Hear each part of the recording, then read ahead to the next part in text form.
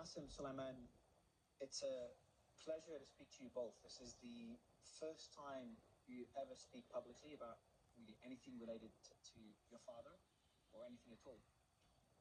For anyone that doesn't know, especially those outside of Pakistan, your father, former Prime Minister Imran Khan, was jailed over a year ago on the day of the Russian mutiny. And it's one of the most emotional interviews I've ever done. And, you know, most Pakistanis, most of the international community view this imprisonment as just a complete political witch hunt. And it seems as part of a broader,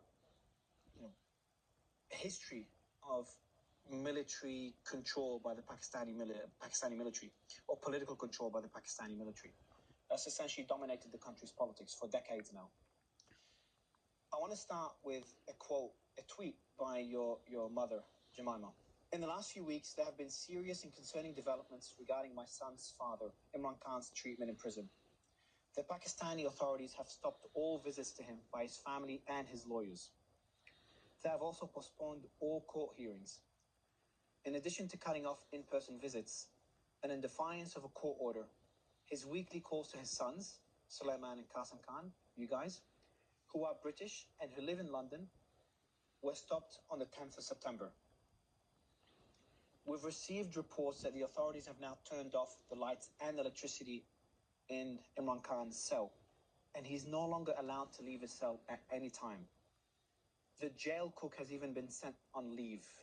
He's now completely isolated, in solitary confinement, literally in the dark, with no contact with the outside world. His lawyers are concerned about his safety and well-being. So that was your mum a few months ago, October last year. Guys, again, pleasure to have you on the show. And my first question is this an accurate description by your mother? Yeah, I mean, completely. We've known for a while that he's gone through periods of having no light in his cell. He's been in there for nearly 2 years, and there have been periods of, no access to the outside world, no access to doctors. We're well aware of the situation, and he's been in, prolonged solitary confinement. If only we were able to speak to him more. The court mandates that we speak to him once every week. We speak to him once every 2 or 3 months, if that. I think when that tweet was put out, was actually after large protests in Pakistan about the elections and about just general suppression of democracy in Pakistan. And as a punishment, I think they really ramped up those punishments, no light in the cell, no visitors, and so on. So I heard that I think he mentioned it himself, and a few others have talked about it, that he's in a death cell, which is essentially not only solitary confinement, but solitary confinement that's mainly aimed at either those with a death sentence or even terrorists.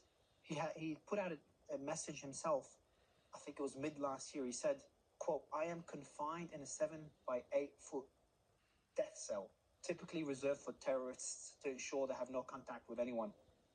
Can you tell me more about that cell and his conditions, and maybe also give us an idea of the last time you've spoken to your father? What we know is that he has no access to other prisoners. He is, alone in there. He's occasionally in the pitch black for prolonged periods. There was one period where he was in there for 10 days in the pitch black, no electricity, no nothing. And I remember when I spoke to him about that, he said the first 2 days were beyond difficult, and then he was able to get into a kind of Zen-like mentality, and what ended up being 10 days, he said it could have been a year. The situation in his cell is pretty bleak. He is, one thing I know about your father, he is a very resilient man. You kind of touched on how he's coping with this.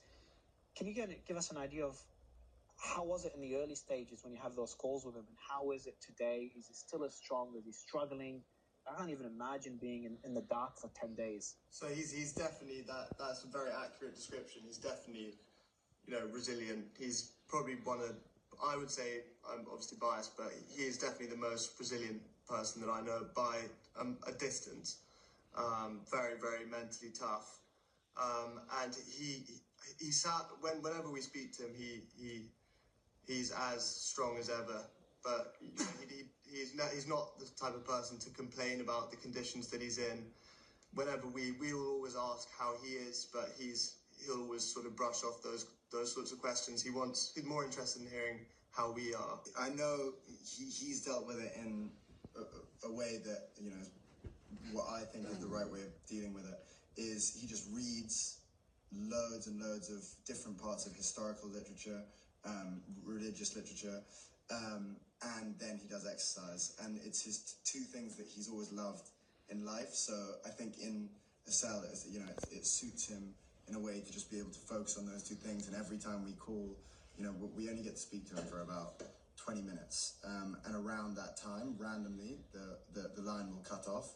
So he's so focused on ensuring that he's able to spend the first 10 minutes imparting wisdom of whatever he's learned, you know, whatever religious or life lessons he can impart on us. And then the last 10 minutes, he's very focused on finding out how we are, what's our situation, how's our family, and things like that. So we don't actually get very much time to ask about how he's coping, but I know he's doing